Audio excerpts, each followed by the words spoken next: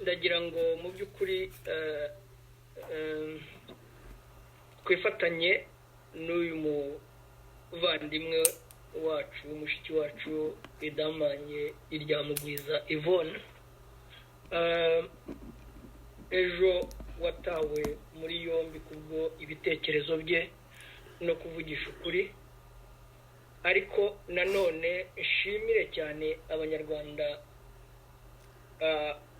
ndagira ngo mbanze nsaba abanyumva bihangane kuko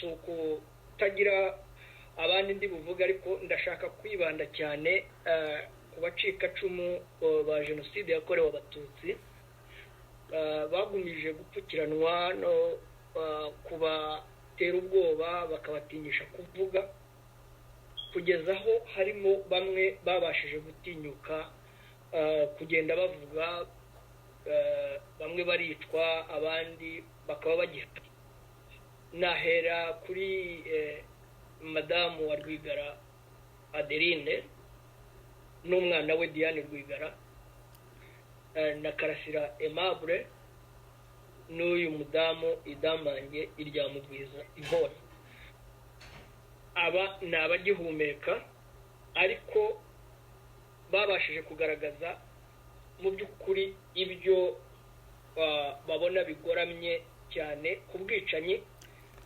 bukorwa muri kiriya gihugu atari kubacika cumu gusa ba jenoside yakorewe abatutsi n'abahutu benshi bicwa mu by'ukuri batanavugwa abandi bagatotezwa harimo n'abanyapolitike harimo madame Ingabire harimo Victoire harimo ba Mushayidi harimo ba Bernard Makuza harimo ba Sankara Kariste harimo Rusesabagina watwawe ejo bundi n'abandi benshi ntashobora kurondora ariko uyu munsi wa none ndagira ngo nibutse abadukurikiye kugira ngo barebe akababaro kuvuga ngira ngo Bertine Makuza ntabwo ari Bertine Makuza uriya nawe yafashe inzira mbi yo gufasha leta y'abicaye ni Bertine Makuza cyangwa Ntaganda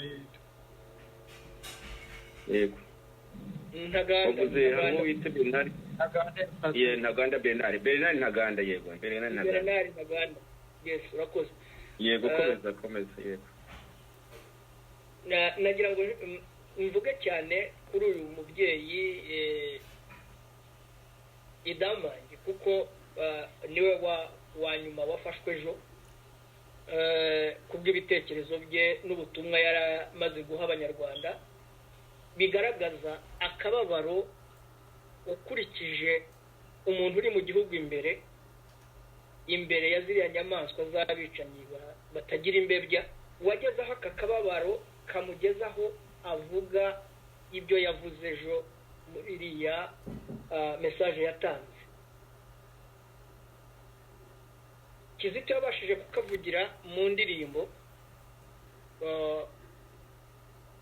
baramwica Aimable Karasira bamugeza amajanja inshuro nyinshi bagenda bamuhamagaza muri RIB yongera ataha atanga ibitekerezo bye ariko uyu mukobwa ejo akababaro yagaragaje nakari mu mitima y'abacika cumu ba jenoside yakorewe abatutsi nakari mu mitima y'abanyarwanda benshi bari muri kiriya gihugu ndagira ngo munihuse muri make amazina nibuka muri makeya bishwe baba rescapé ba jenoside yakorewe abatutsi mu by'ukuri nta mfite amazina agera menshi ariko nabashije kubona reka nyanyuremo nihuta neka mpere kuri Ntabana nze kuri Nzamwita Bisereka Ndamira Shimiyimana Ingabire niyo mugabo Ndorimana Gashagaza Gafirita Dusabe Rukabu Ngirinshuti Rwigara Rwabukamba Mazimpaka Makonen Makuza Munyakazi Nahason Major Kayitare Dieudonné Ntabana Aimé Kizito Mihigo aba ni bamwe mu bo nibuka bamaze kwitwa namwe mwibaze abacikacumu bari hariya n'abatavuga mu by'ukuri wenda amaherezo bazaturika bavuge nk'uko uyu mubyeyi Damange yavuze aka kababaro kari kari ku mutima we, akanavuga ati sintinya gupfa kuko nzi ko ingoma yanyu irica iyitishe uwitishe ngo imugiriye neza iramufunga ikamukorera torotire mu buroko. Ari nabyo bakoze, bahise bamufata bakamutwara kumufunga kubera gusa ibitekerezo bye n'ubutumwa yatanze. Aha nkaba namushimira n'aba bagenzi bacu bari hariya mu gihugu babasha kwerekana ibi bibazo byose uko bimeze. Twagiye tubivuga, nabivuzeho inshuro nyinshi, nk'uko mwarimu bigarutseho mu myaka 10 ishize hari amavideo menshi nagiye nkora mu by'ukuri ajya guhura n'ibi uyu mubyeyi Damange nawe yavuze. Yagiye nsaba abacikacumu kwitandukanya no kubeshya iriya leta ya FPR-DMI Kagame ikoresha. Yabashukaga kujya muri za gacaca kubeshyera abaturage bagenzi babo, babishyuza inka, babishyuza amabati, amategura. Unasanga bamwe muri abo iwabo bataragiraga n'inzu z'amategura cyangwa se bataragiraga n'inka. Hari abo narinzi nanjye nagiye ntesha ndabagana mureke ibyo bintu kuko birabateranya n'abavandimwe banyu, ejo bizagarure ubundi bwicanyi nk'ubwabaye 94. Muri make nihuse nagira ngo mu by'ukuri shimire namwe bavandimwe turi kumwe, twafatanije gushinga Rwanda Truth Commission tukerekana ububisha n'ubugome bw'iriya leta iyobowe na FPR-DMI Kagame, tugakora na bamwe mu rutonde rw'abicanyi tugaragaza ko ari abajenosideri ndetse banakoze jenoside yakorewe abahutu, ndetse banahanuye indege yari itwaye Perezida Habyarimana na Perezida w'u Burundi Ntaryamira n'abo bari kumwe. Umunsi iryo joro ry'ihanurwa ry'indege hakaba ariho jenoside yakorewe abatutsi yatangiye, igatsemba abatutsi ndetse n'abahutu batavugaga rumwe na leta ya MRNDCD.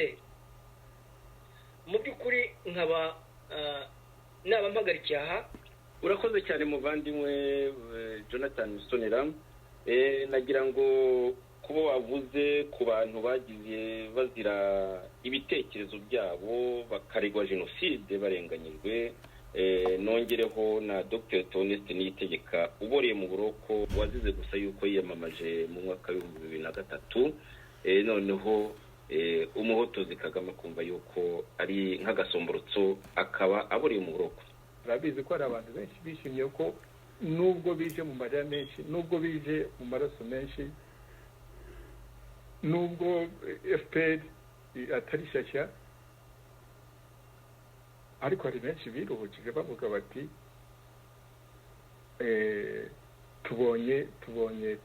tubonye agakiza, none uwo muntu wari umwana icyo gihe uyu munsi niwe ushinja FPR kwahemukiye abanyarwanda. Ariko uretse guhemukira abanyarwanda muri rusange, ko noneho yatereranye ba bantu bo FPR imaze imyaka 25 ivuga ngo niyo yabakijije, ngo yaje ikiza abatutsi bari bagumye mu Rwanda, ko yakijije abatutsi, ngo Kagame mbese niwe muntu uzane umukiza w'abatutsi muri rusange, ariko cyane cyane ngo umukiza w'abacitse ku icumu. Iyo niyo disikuru ya FPR igenderaho.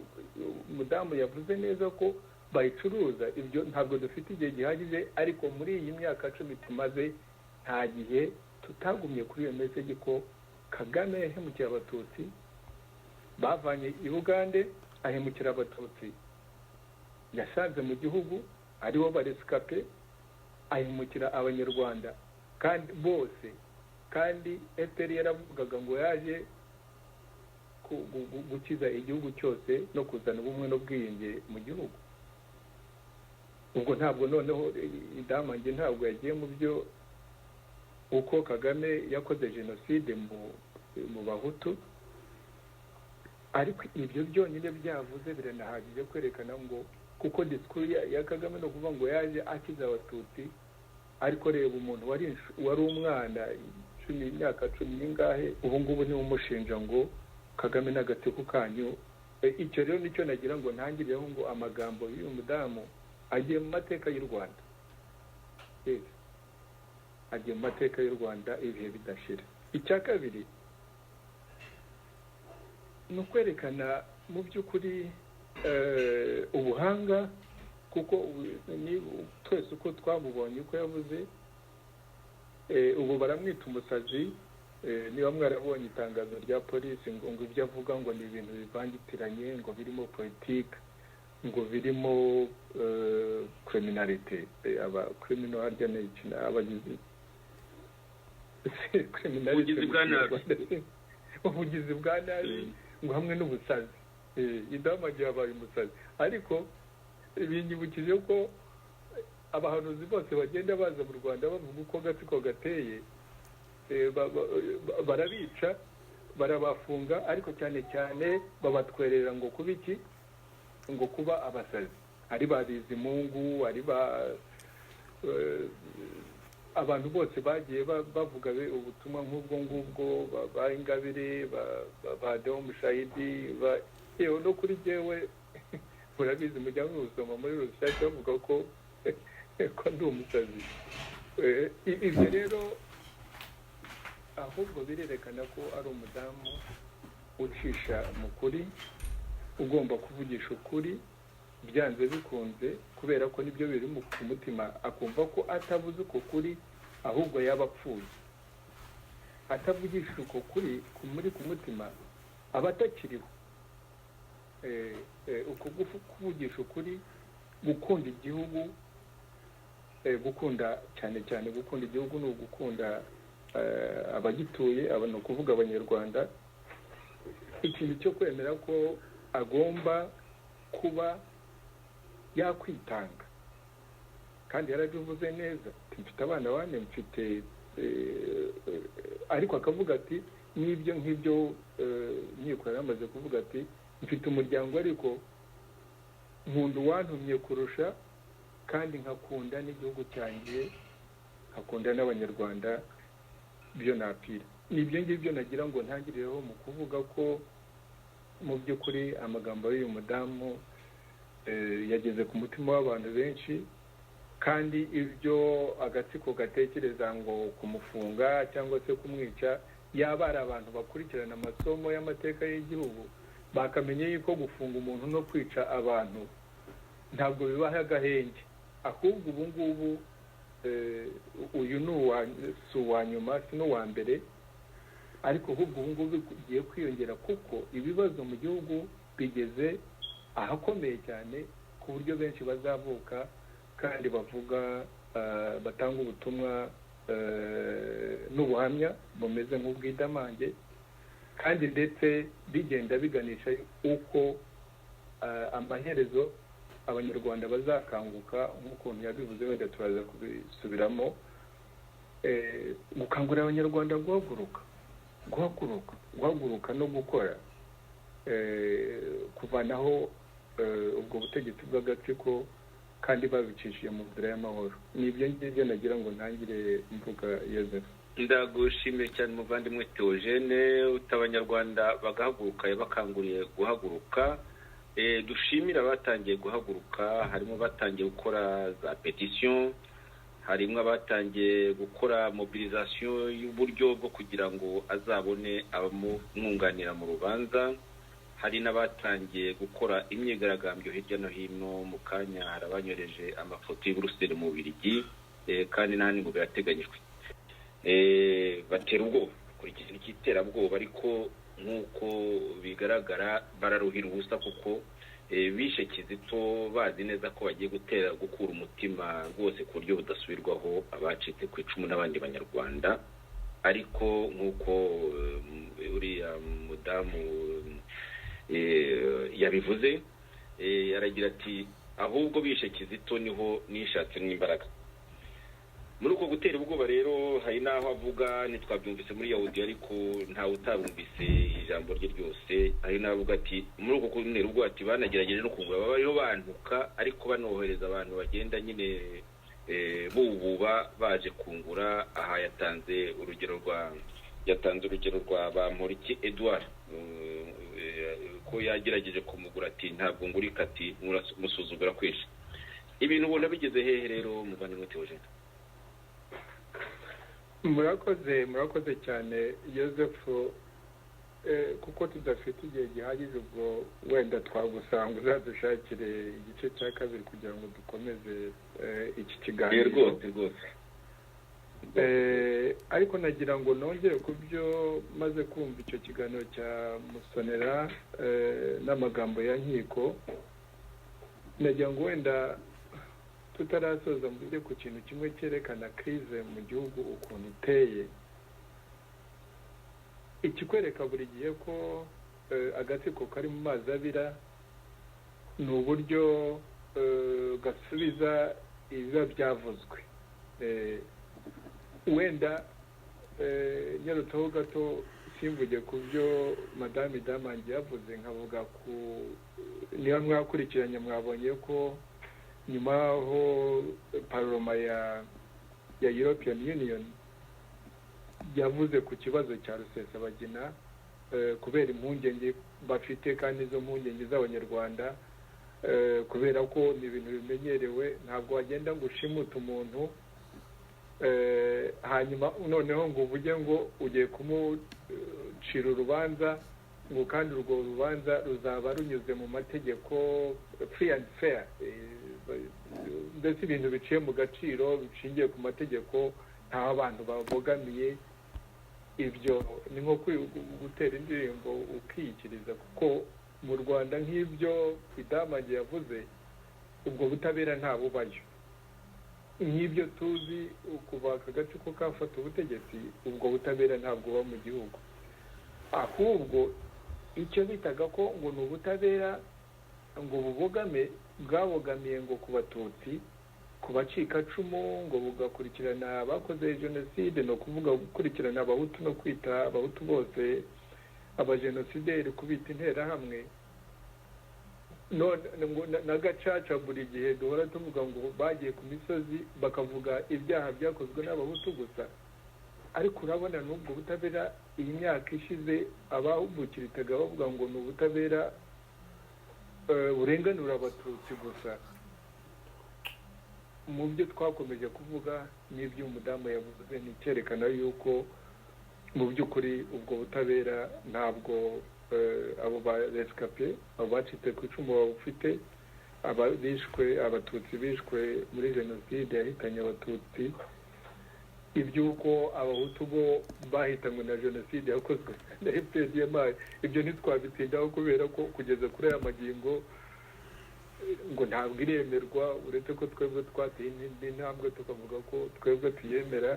Abategereje Loni ubwo bazayitegereza, ariko na Loni nayo iyo utayibwiye nk'ukuntu FPR yayibwiye ntabwo ijya yemera ibintu nk'ibyo ngibyo. n'aya mahanga dukunze kuvuga ntabwo ajya yemera ibintu nk'ibyo keretse ubiharaniye.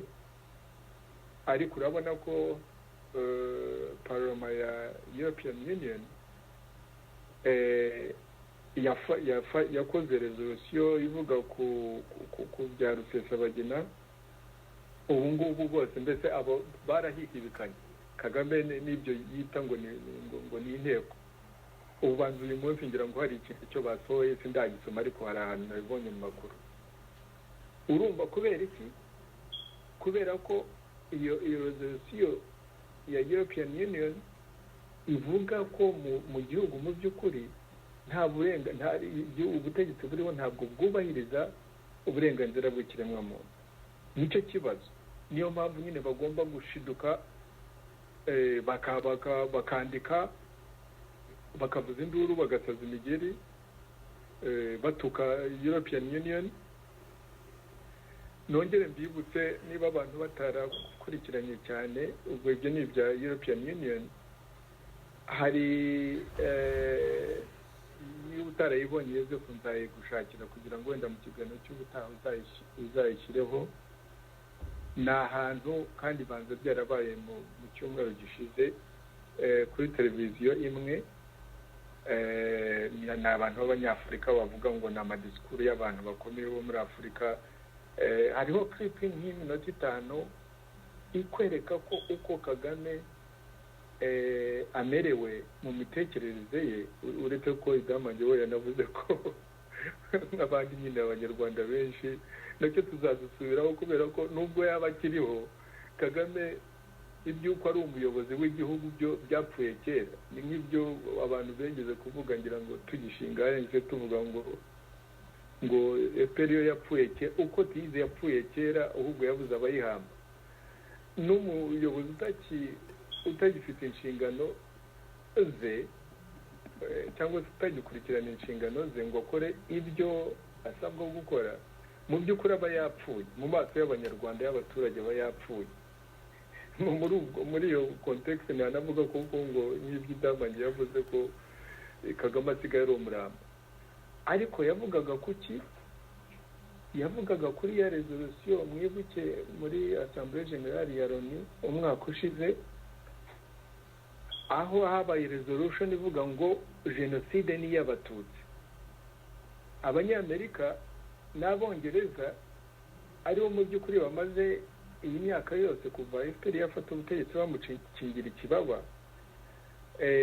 harimo n'ibyo ngibyo mu by'ukuri byakomeje gusabwa n'abanyarwanda n'abandi banyamahanga abatuye mu karere ko ibyaha byo Kagame n'agatsiko ke bakoze ibyo guhanura indege ibyo kwica mu Rwanda byabereye muri Kongo uko babivutswa nk'iriya mapping report yabaye muri 2010 ariko buri gihe abanyamerika n'abongereza bakamukingira ikibaba ariko nibo bafashe mbere umwaka ushize hari no mu bihe bya covid yari yatangiye sinimo ku kwezi neza kugira ngo Yozefu uzabishake bavuze ko hari n'abandi bapfuye ariko bavuze abahutu ko nabo bapfuye wenda ntibageze kure nk'aho twageze twebwe ariko ngo nuko ruracira abagabanya kuba baravuze ko atari abatutsi gusa bishwe muri jenoside ko hari n'abahutu bapfuye kandi abari bo bari basanzwe bamushyigikiye n'iki ibyo rero nibyo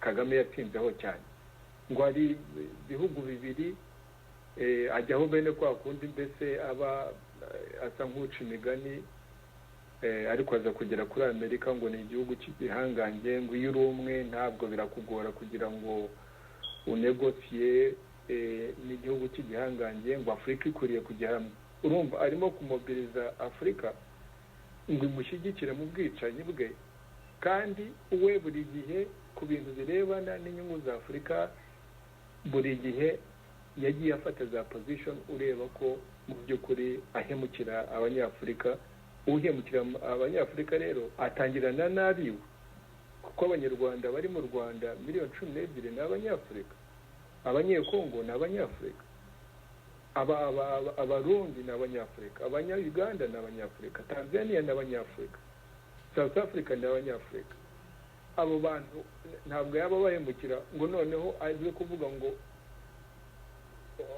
ni umupanafricanist ariko nabisomyemo iki nabisomyemo kandi nyine nk'ukuntu mubizi Kagame namubaye hafi cyane nakoranye nawe imyaka myinshi ibyo mu gikari ndabizi ibyo mu rugo ikambere ndabizi ibyo mu biro bye ndabizi twavuganye byinshi tuzanyeho byinshi ndamuzi iyo avuga ananiwe iyo avuga aremerewe cyane iyo avuga afite ibibazo bimukomereye cyane ndamusoma nzi kumusoma ku maso nkamenya uko amerewe Kagame rero n'abavuga ngo ntabwo akiriho sinemeranye nawe ndabizi ko akiriho ariko umuyobozi ufite ibibazo ahunga uwo muntu aba ameze mu by'ukuri nk'uwapfuye nta yamvuga y'abanyarwanda bavuga ngo umuntu yapfuye ahagaze ari mu bibazo rero ubwo